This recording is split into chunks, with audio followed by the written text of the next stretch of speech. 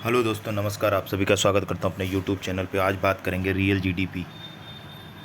अभी तक तो आपने सारी चीज़ें पढ़ ली कि अर्थव्यवस्था क्या है, जीडीपी क्या है, जीएनपी क्या है, एनएनपी क्या है।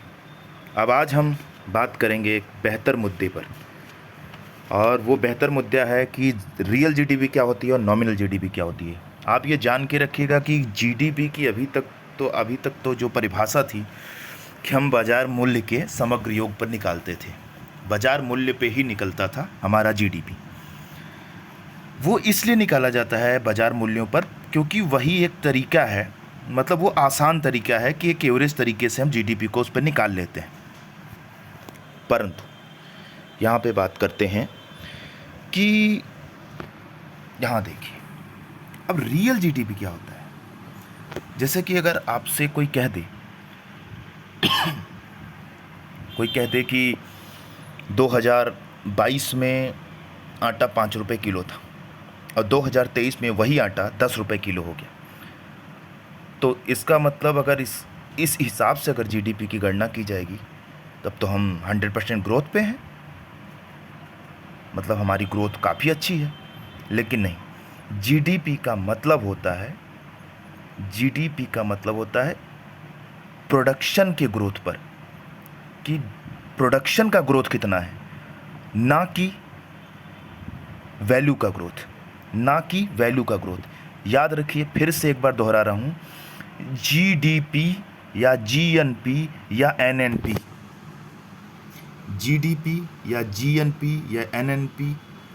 कोई भी चीज़ है, अगर इसको रियल के बारे में अगर आपसे कहा जाए कि रियल इसकी गणना कैसे की जाएगी, रियलिटी में इसको कैसे किया जाएगा, तो हमेशा याद रखिएगा कि जीडीपी, एनएनपी या कोई भी इसमें से अगर आपको इसमें रियल निकालना है तो आपको प्रोडक्शन के ग्रोथ पर गणना की जाएगी।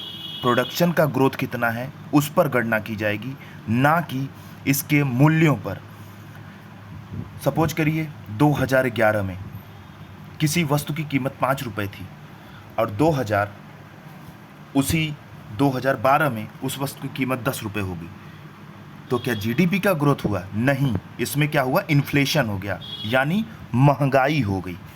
तो हम यहाँ पे देखिए, अब बताते हैं आपको एक जो बेसिक तरीका है।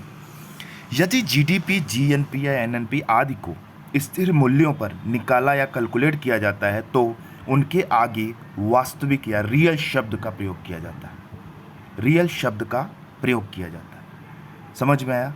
यदि जीडीपी, जीएनपी, एनएनपी आदि को स्थिर मूल्यों पर निकाला जाता है या कैलकुलेट किया जाता है तो उनके आगे वास्तविक या रियल शब्द का प्रयोग किया जाता है। लेकिन निकालते कैसे हैं? किसी भी एक वर्ष को आधार वर्ष को बना दिया जाता है। वो उस देश की सरकार या उस देश का जो स्टैटिस्टिक डिपार्टमेंट होता है या कोई एक डिपार्टमेंट होता है, वो निर्धारित करता है कि कौन से वर्ष को आधार वर्ष बनाया जाए, और उसी आधार वर्ष के आधार पर हम जीडीपी के वैल्यू की गणना करके जीडीपी के बारे में पता लगाते हैं। तो जैसे सपोज करिए आधार वर्ष, देखिए भारत में अभी तक जो आधार वर्ष होते हैं वो 5-5 साल के होते हैं। 2011-12 का आधार वर्ष अभी तक चल रहा था, जो कि 2015 से लिया जा रहा था। 2015 के बाद 2020 में आधार वर्ष को चेंज हो जाना था, लेकिन अभी 2023 चल रहा है। अभी तक ऐसी कोई भी न्यूज़ नहीं है कि आधार वर्ष चेंज हो गया हो, मतलब जिस दिन से मैं ये वीडियो बना रहा हूँ अभी तक कोई न्यूज़ नहीं है। और आगे न्यूज़ आएगी तो वो आप न्यूज़पेपर पढ़ सकते हैं, उसमें मिल जाएगा आपको आधार वर्ष। लेकिन इससे मुझे यहाँ लेना देना नहीं है। मेरा लेना देना केवल ये है कि आधार वर्ष जो गवर्नमेंट डिसाइड करती है, उस आधार वर्ष के हिसाब से जो निर्धारित किया जाता है वो एक्चुअल या रियल जीडीपी या रियल जीएनपी या रियल एनएनपी कहा जाता है। आइए हम उसके बारे में बात करते हैं, बहुत अच्छे तरीके से समझ में आ जाएगा। नोट, ये देखिए लिखा है मैंने कि नोट वर्तमान में भारत में 2011-12 के आधार वर्ष के रूप में प्रयोग किया जा रहा है 2015 से। ठीक है, अब बात करते हैं। मान लीजिए 2020 या 22-23 में एक कोई भी कीमत है, किसी भी मात्रा की कीमत या कोई प्रोडक्शन की कीमत 10 रुपये है, मतलब 10 रुपये है, और उसकी यूनिट भी 10 है। मान लीजिए एक पेन की कीमत 10 पेन की कीमत 10 रुपये है, 10 पेन की कीमत 10 रुपये है, तो जीडीपी क्या हुई जब कैलकुलेट करेंगे तो 100 रुपये हुई। 2023-24 में उसी प्रोडक्ट उसी 10 पेन की कीमत 20 रुपये हो गई, तो जीडीपी क्या 200 हो जाएगी? नहीं, ये जीडीपी नॉमिनल जीडीपी कही जाएगी, ये जीडीपी नॉमिनल जीडीपी कही जाएगी, ये रियल जीडीपी नहीं कही जाएगी। रियल जीडीपी क्या होगा, यहाँ देखिए 2011-12 को आधार वर्ष अगर हम मान लें तो ये वस्तु की कीमत क्या थी उसी से दोनों साल की गणना की जाएगी।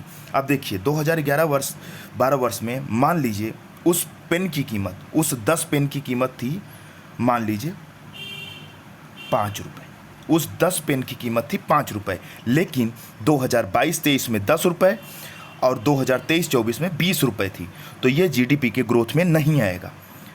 हम जीडीपी का ग्रोथ कैसे निकालेंगे? 2022-23 के लिए भी इसको काट के यहाँ से 5 का गणना कर देंगे, इसको काट के देखिए, हाँ इसको काट के यहाँ पे 5 से गणना कर देंगे और इसको भी काट कर यहाँ पे 5 से गणना करेंगे। क्यों? क्योंकि आधार वर्ष में उस वस्तु की कीमत क्या थी, उस वस्तु की कीमत क्या थी, तो 2023 में उसी कीमत पे गणना कर लेंगे और 2024 में उसी कीमत पे गणना कर लेंगे, तो बीच में हमें वेरिएशन पता चल जाएगा कि जीडीपी बढ़ी या घटी। अब मान लीजिए अब गणना करने की बारी है, तो 10 बचे 50, 50 यहाँ हो गया और ये भी वस्तु की कीमत 5 ही रुपये लगाया, तो ये भी यहाँ 50, मतलब कोई भी जीडीपी का ग्रोथ नहीं हुआ, कोई भी जीडीपी का ग्रोथ नहीं हुआ। तो इसको ग्रोथ कैसे देखेंगे? तो ग्रोथ ऐसे देखेंगे कि मान लीजिए 2022-23 में क्वांटिटी की मात्रा 10 थी, लेकिन 2023-24 में क्वांटिटी की मात्रा 20 हो गई, क्वांटिटी की मात्रा 20 हो गई, मतलब प्रोडक्शन हमारा 20 हो गया। तो जो प्रोडक्शन 20 हुआ, अब जीडीपी की गणना होगी, तो मान लीजिए बेसिक वर्ष मैंने बेसिक वर्ष के हिसाब से कीमत को लिया, बेस वर्ष के हिसाब से 5 रुपये इसको लिया और 5 रुपये इसको लिया, तो यहाँ पे 10 बचे 50, यहाँ 50 होगा, लेकिन यहाँ पे क्या होगा 20 पंचे 100, मतलब हमारी जीडीपी यहाँ से बढ़कर यहाँ पहुँच गई, मतलब 100 पे पहुँच गई। तो उम्मीद करता हूँ कि ये वीडियो आपको समझ में आया होगा। अगर वीडियो नहीं समझ में आया होगा, फिर से रियल जीडीपी, जीएनपी या एनएनपी के बारे में अगर आपको जानना है तो कमेंट बॉक्स में कमेंट करिएगा, फिर से एक बार बना दूंगा, लेकिन उम्मीद करता हूं कि मैं ऐसा वीडियो बनाता हूं कि वो मोस्टली समझ में आ जाए। देखिए अभी तक मैंने नॉमिनल जीडीपी के बारे में बता ही दिया था, तो वही है नॉमिनल जीडीपी। यदि जीडीपी, जीएनपी इत्यादि को चालू या प्रचलित मूल्यों पर निकाला जाता है तो उसके आगे या उनके आगे नॉमिनल जीडीपी या नाम मात्र शब्द का प्रयोग कर दिया जाता है, जैसे कि मैंने पहले ही बता दिया। एक बार पुनः आपको बता देता हूँ, फिर से एक बार ध्यान से देखिएगा। अगर हाँ वीडियो पसंद आए तो लाइक, सब्सक्राइब, शेयर जरूर करिएगा। ये इकोनॉमिक्स का शायद 5वां लेक्चर है हमारा, तो फिर से देखते हैं। एक बेस ईयर मानती है वहाँ की गवर्नमेंट। मान लीजिए हमारी बेस ईयर 2015 से लिया जा रहा है और 2011-12 वर्ष को आधार वर्ष माना गया है, ठीक है। अब सपोज करिए अगर वस्तु की कीमत में बढ़ोतरी होती है और वस्तु उतना ही उत्पादित होता है, तो वो जीडीपी नॉमिनल जीडीपी कह जाएगी, क्योंकि वो इन्फ्लेशन यानी महंगाई को दर्शाती है। लेकिन अगर वस्तु के उत्पादन में वृद्धि हो रही है, वस्तु के उत्पादन में वृद्धि हो रही है और वस्तु के उत्पादन के साथ साथ कीमत में वृद्धि हो रही है, तो एक बेस वर्ष लेते हैं और बेस वर्ष से पिछले साल को इस साल से गणना करके उसमें से जो वेरिएशन या डिफरेंसेज आते हैं उसमें जीडीपी का ग्रोथ या नेगेटिव ग्रोथ बता दिया जाता है। जैसे 2022-23 में वस्तु 10 थी, कीमत 10 रुपये थी। 2023-24 में वस्तु 10 थी, कीमत 20 रुपये थी। तो ये नॉमिनल जीडीपी आया, ये नॉमिनल जीडीपी आया। क्यों? क्योंकि इसमें वस्तुओं की कीमत बढ़ी है।